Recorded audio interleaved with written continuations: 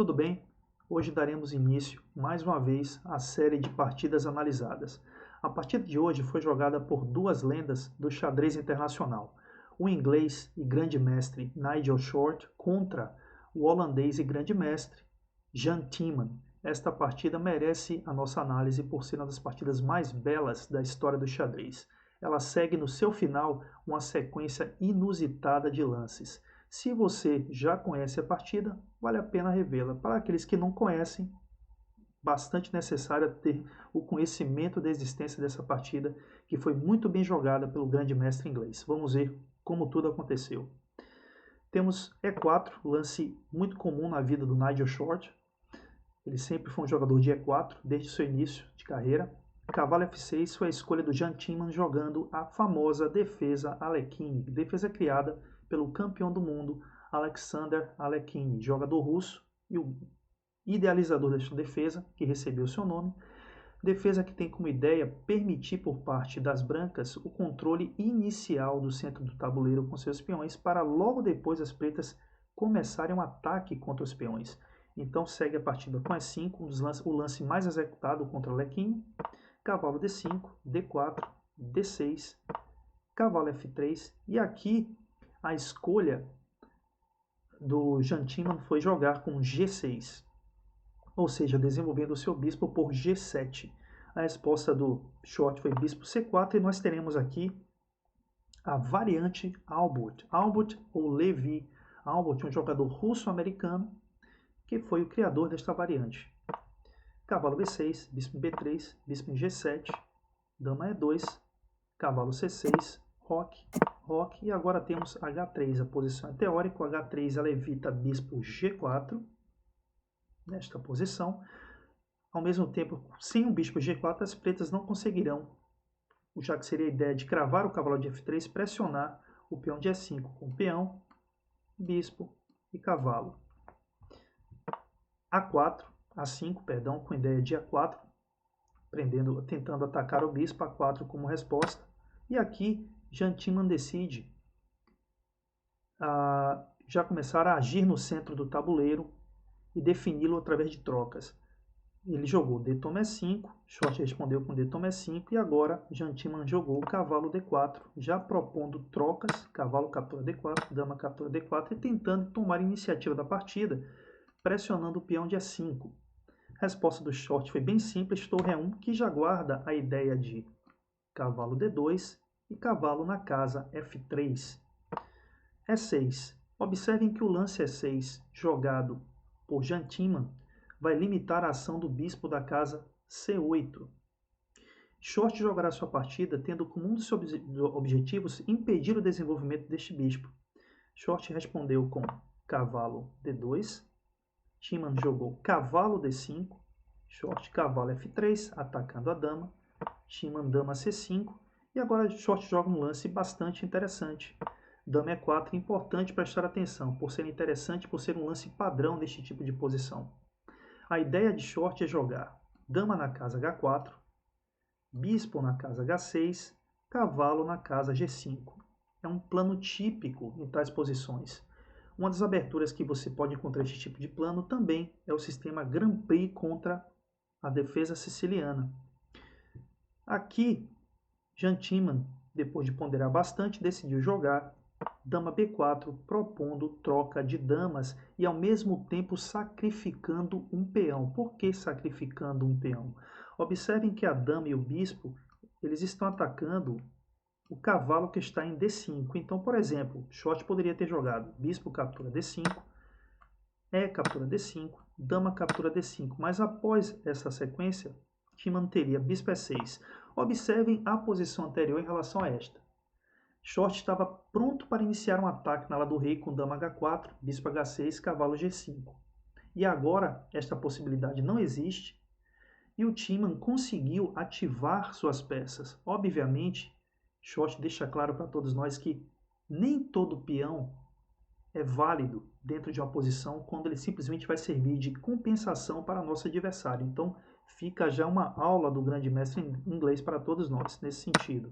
E aqui, Short decide não jogar bispo captura D5 corretamente e responde com um interessante bispo na casa C4. evitando a troca de damas e mantendo a ideia de dama H4.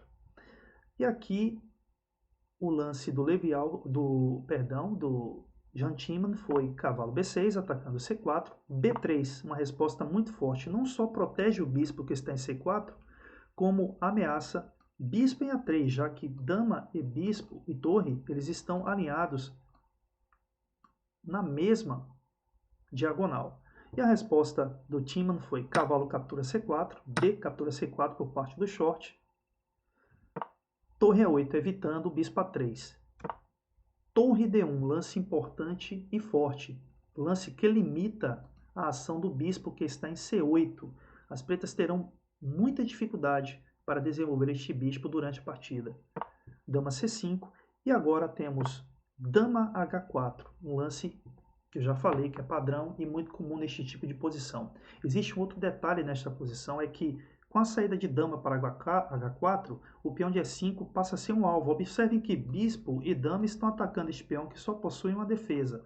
O grande detalhe é que se as pretas capturam E5 agora, elas terão como resposta bispo na casa 3. Observe que com a saída da dama, o bispo ficará solto à disposição do cavalo de F3. Teríamos uma perda material por parte do Timman, que obviamente viu essa possibilidade e respondeu com B6. B6 procurando desenvolver seu bispo na posição via 6 ou via B7. Bispo E3, lance jogado por Timman, e vale a pena considerar algo aqui nesta posição. Timman respondeu com dama em C6.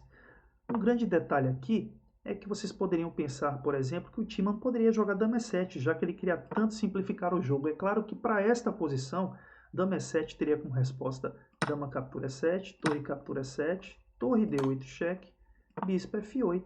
Se bispo H6 agora e as pretas podem pensar que vão defender a posição com bispo em B7, já que aliou a sua torre de A8 à torre de D8, teremos com exclamação bispo toma F8. E se torre captura D8, bispo captura E7 com ganho de peça por parte das brancas.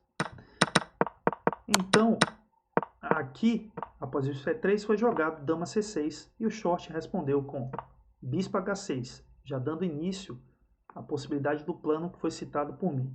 Bispo H8 evitando a troca, geralmente é um lance muito comum em tais posições.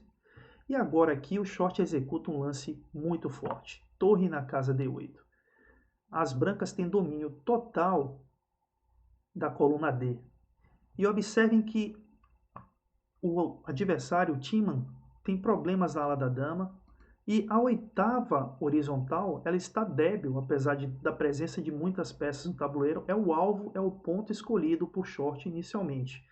A partida seguiu com bispo em B7 e, obviamente, short respondeu com torre de A D1, mantendo a pressão na coluna D.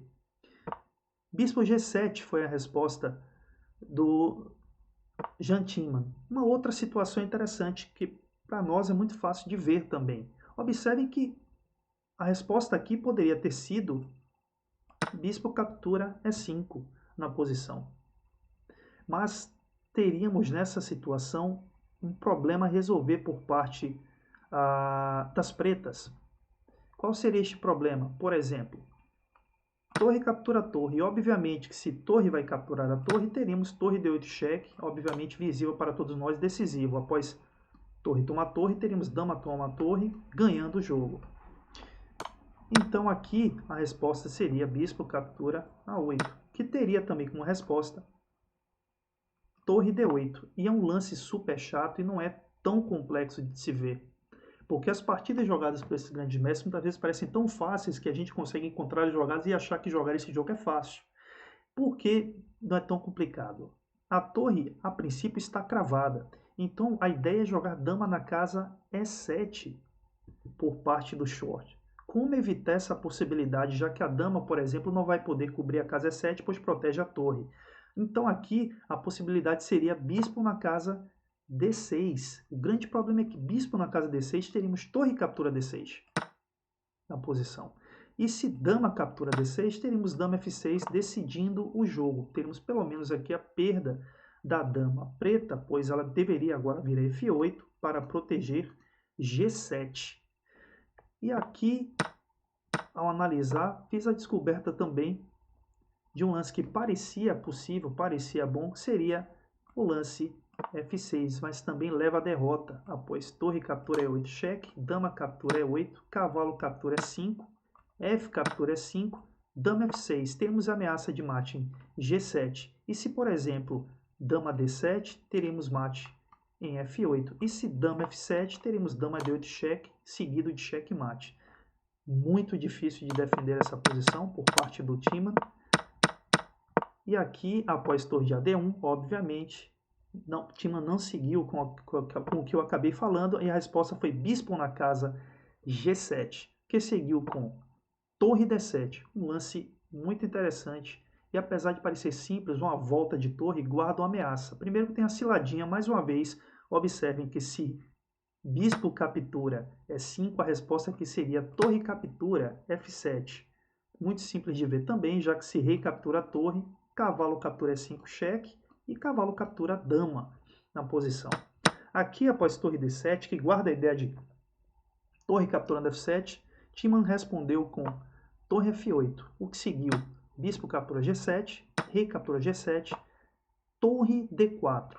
Torre D4 aqui guarda a ideia, por exemplo, de dama F6 cheque, seguido de torre H4 na posição. Muito forte.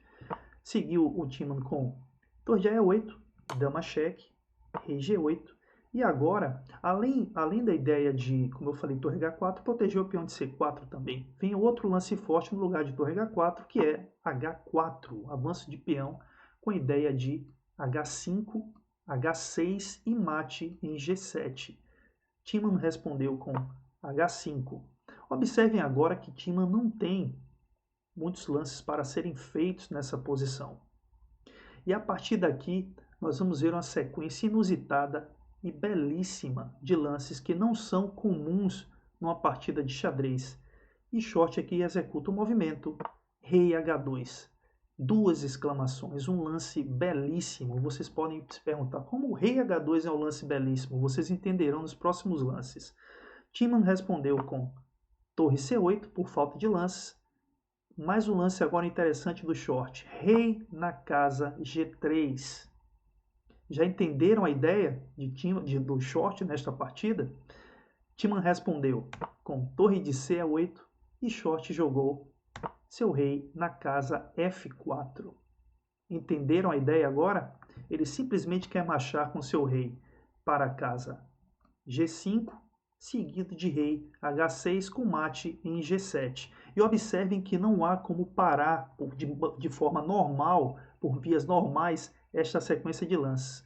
Aqui Tiemann respondeu com bispo C8, Short jogou rei G5, e finalmente Jan Tiemann abandonou a partida, já que não tem como evitar a sequência de mate. Ele pode, por exemplo, tentar evitar o rei H6 com o rei H7, mas observem que a torre que está em D7 está cravando o peão de F7. Então teríamos dama captura G6 cheque, rei H8, dama H6 cheque, rei G8, rei F6, ameaçando o mate em G7. Sem sombra de dúvidas, esta é uma das partidas que mais me causaram impressão quando analisei há muitos anos atrás e resolvi trazê-la para vocês. Tamanha é a beleza dessa partida. E normalmente temos o rei como uma peça que precisamos defender e que geralmente é muito forte no final de partida, principalmente nos finais de peões e outros finais com peças maiores. Mas imaginar que o rei também pode participar de uma partida tendo a presença de damas e torres e participar como peça ativa de ataque é fantástico. E Short pôde nos proporcionar essa obra-prima do xadrez. E parabéns, Short, pela produção. Agradeço a todos que possam estar assistindo esse vídeo. Deixem seus comentários, se quiserem, um like para ajudar o nosso canal também. Até a próxima análise.